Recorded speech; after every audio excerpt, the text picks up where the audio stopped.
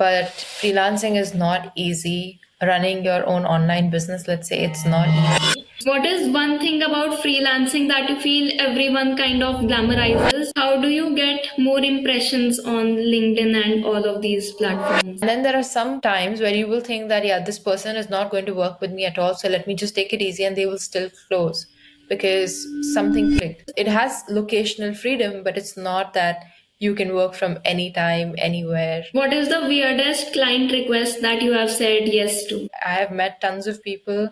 Andrew Tate was one of them. We met for a breakfast. We talked a lot about business.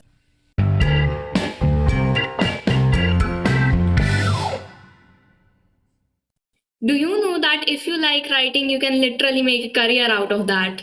Today with me, I have Miss Shreya Pattar, who is more popularly known as the LinkedIn girl. She's a powerhouse in the freelancing world with an organic reach of 144K plus followers on LinkedIn. She has weaved the magic with the words for more than over 180 plus clients. So if you're someone who's looking forward to do freelancing, this episode is for you.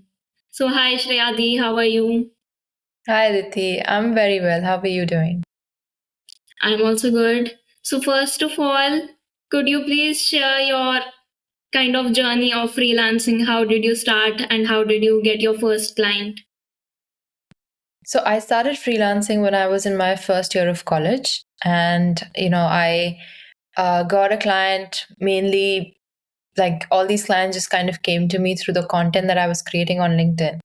But especially my first client, I had written my first post on LinkedIn. It went viral. It had 1.5 million views. And this post, funny enough, was about meeting the CEO of LinkedIn, about my experience and a conversation with him in college. And once this post went viral, a lot of people really liked how I wrote, and they just wanted to work with me, and they wanted me to write for them. And that's how I got my first few clients. How was meeting the CEO of LinkedIn like? It was super fun. I think it was, I mean, he was there for an interview. So at the time, just kind of listening into what he had to say, he was talking a lot about leadership and about compassionate leadership. And after the interview, he was just talking to students, taking photographs. So it was just a good experience to have a conversation. And I think I remember just, standing there thinking, okay, do I have something to ask? Do I have something to say?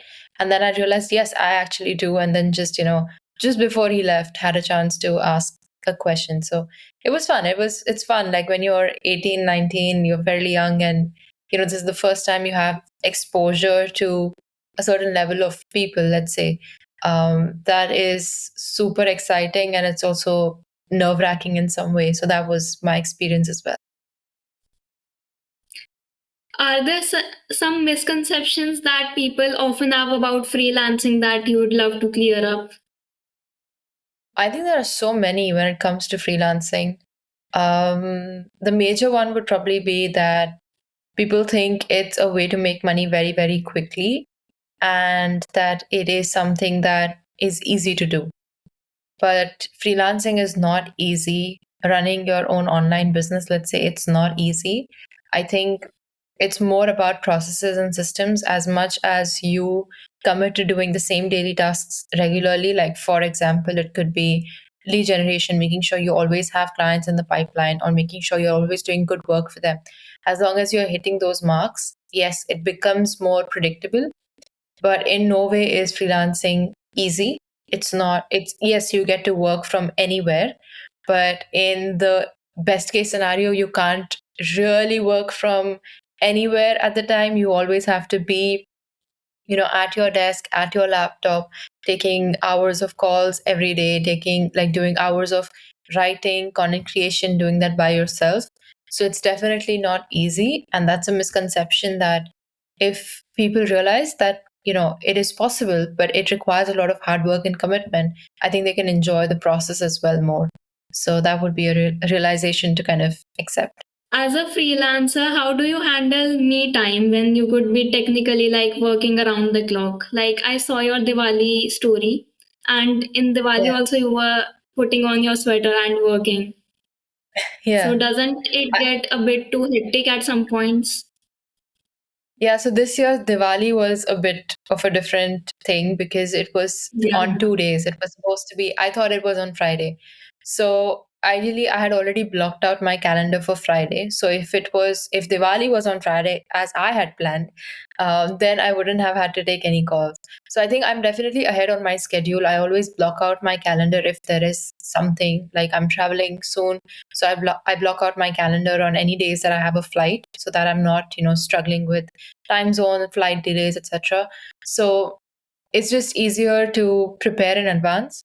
But other than that, on a daily basis, I think there is a certain routine that has really helped because before, when I was a freelancer, when I was working solo, I used to work all the time. I would check my phone at even in between my sleep, I would still check my phone and respond to messages. And that was just a way of working that I had adopted. But as of now, I have built a team. I have started running this as an agency. I have more people that I can rely on. And, I have to be, I would say, more present like all throughout the day. I cannot choose that, okay, if I work late, I can sleep in the morning and then have a, like late start to the day. That mostly can't happen anymore because of the call schedules. I'm responsible for the team, checking in with them, etc. So I think that has also kind of forced in some sort of a routine. But the me time thing is mainly like realizing that work is work. And yes, it is a very important, it's one of the biggest and only parts of my life right now that needs focus. But it's still work, and there has to be some sort of leeway for myself as well. So What is one thing about freelancing that you feel everyone kind of glamorizes, but the reality is far away from? I think people still glamorize the ease of it. People really glamorize that you can work from anywhere, that all your work is on a laptop. It's not that easy because when you want to get work done, you need your own space. It's not about, cafe hopping and doing 2 hours of work here and there while sipping lattes. I think this is a very, very common notion that you can literally be anywhere. You just do whatever you want, just take your laptop with you or just work on the phone and you can get things done. No, you need focus. You need your own space. You need time. You have hours and hours of calls back to back. You need energy. You need to rest for that. You need to take care of your health for that, so that you can show up every single day and not lose opportunities. So definitely it's a lot of effort that gets put in. And it's not, again, it has locational freedom, but it's not that you can work from anytime, anywhere, that kind of thing, not in a glamorized way, no. Most people focus on how to freelance, but what's one mindset shift that you think sets successful freelancers apart from the rest? To see freelancing as a long term thing will definitely help. It shouldn't be an option. It shouldn't be something you're just trying out to see where it goes. Because whenever you do something as a plan B, you're not taking it seriously. Then you are like, it's okay, I'll just put in 10% of the effort that it requires and then say, hey, it didn't work for me. This doesn't work for anyone. So I'm going to just do something else. But when you commit and when you say, okay, for the next 2 years, I'm committed that I want to do my best to work with 20 people. I want to work with 20 clients, or I want to work with 20 people in this space, or I want to help my clients get so and so result, or I want to make X amount of money. When you set a certain sort of goal, certain sort of target, and then you give yourself some space, even 2 years in the larger scheme of things is a very small amount of time. But when you say that, okay, I'm not going to change every 2 months, I'm not going to first start with video editing, then move on to graphic designing, then say, oh, this didn't work, let me move on to web development. Oh, this didn't work, let me move on to content. This won't help. Commitment is super important. And whatever, like if you're taking this up, give it your best as much as you possibly can. If you could give one piece of advice to someone struggling to find their voice in writing, what would it be? I think when a lot of people start writing, what they try to do is they try to break writing down into so many different elements like tone, voice, understanding what is authentic to them, um, even the vocabulary, what to use, how to say, the structure of the content, the flow of the content. But I think when you're starting out, you have to just write. And by that, I mean you don't critique your work, You just put it down on paper or you just type it out on your laptop, and that's it. You just start with that process. You don't stop and think whether this is authentic to me, is this true? It's coming from you.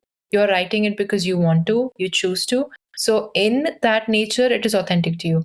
If you don't like what you've written because you feel like it doesn't say anything, that's a problem for later. But I think your tone or your voice that you mentioned, that comes from doing a lot of writing. And then it clicks with you that, oh, this is a style I like. This feels more me. This is exactly how I would talk. This is bringing out the kind of personality that I have in my content. All those things then start fitting together. So you just need to start initially without breaking too much down, because I don't think there's a math to it. I can't tell you that do this, piece these three things together, and you will have your tone and voice. It doesn't work like that. So you need to give yourself time, and you need to do a lot of writing to find that this is more me. How do you get more impressions on LinkedIn and all of these platforms? Oh, there are so many things, but bottom line is how much can you resonate with someone? And that is on two levels. First is resonate with the struggles, so the challenges that you face, because everyone is going through something, right? And they can really resonate with somebody being real in that way. That okay, even I went through this, but I got through it. So it's, the struggle side of things.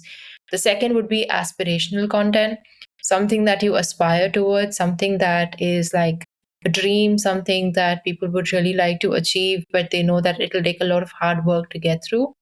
That's why you will see like a lot of achievement posts, for example, they do really well in performance.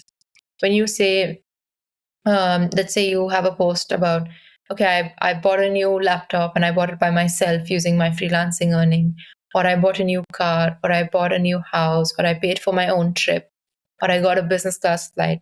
All these kinds of posts, they get so much engagement and reach because it's so aspirational. People want that in their life. And people are happy seeing that somebody else who's human like them is able to do that. And the more story you can bring out, the more people can resonate with you. So if the first post you see is just somebody in a business class flight, for example, and that's your goal, let's say, to one day, be able to do that, or to take a long trip and have a business class flight. If you're just seeing that, you may think, okay, this is probably this person's like life. This is how they live. So, they're already there. But if you go through their content and you find out that, hey, maybe they're a freelancer, maybe they don't come from a lot of money, maybe they figured it out over time, then all of that starts resonating with you that, okay, if this person who didn't have this, who wasn't born with this, has created it for themselves, then I can do that too. And that's why I said the struggle and the achievements, like the struggle and the aspirations, they have to kind of go together for people to feel like connected. Yeah, relatability. Yes. So, how can someone be more effective in selling anything? Selling anything online is first step is awareness. People should know you exist. You can't buy a product that you don't know is out there. As simple as that. And that could be in two ways. First is that you don't know that specific product in terms of quality, in terms of use. And the other aspect is you just didn't know that even a product like this exists. So you had a problem for all this time, but you never even thought to look for a solution because you thought there is no solution. So that is why first step is the awareness stage. People need to be aware that you exist. So if you want to sell, let's say, your freelancing services, people need to know that there is some Aditi who is writing content. And then over time, they need to realize she's not just some Aditi. She knows what she's doing. She is somebody who has written for these three people, who has got them 10 viral posts, who has done, helped them make, I don't know, like $100,000, whatever that may be. Then people know you. That awareness is going up. When people know you, they can come up to you, show their interest that yes, I want to learn more about this. I would like to buy from you. That's impactful for your sales. So first step is regular content creation, consistency, awareness. Tell more people what you do through your content. And second is in terms of, like, let's say if you want to use your content to make more sales, you have to be very direct about what you do. So, like, hey, if you're struggling with this, I can help you out. Text me, message me, email me, DM me, call me, whatever that may be. So, it's called a call to action when you're telling people what to do and what's the next step to kind of take after reading a piece of content. You should have that in your content so that you can nudge people towards basically the next step. So, You also went to TED Talks. So, how was that experience also like?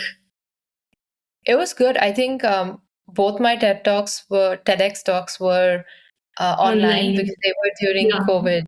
Yeah, but it was fun. It was a good experience because I hadn't done something like that before, and you know, recorded content and just spent a lot of time kind of understanding what would help students, what would help the kind of viewership that uh, would basically watch the recordings. So that was definitely fun. I remember I shot the second one while I was in a hotel in the, lockdown phase or whatever they call it, quarantine, because I was traveling that time. So I was stuck in a hotel for a week and then I was recording that one of those videos. So yeah, it was a good experience and a good learning curve. Do you regret that like it was online, so offline would have been better? I've done a lot of offline events and I'm sure that there will be many, many more to come ahead.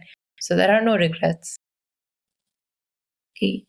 So you shifted to Dubai and you met a lot of founders and leaders over there. What is one piece of advice that you didn't take and you are actually grateful that that's okay, I didn't take that. It has benefited me in some way.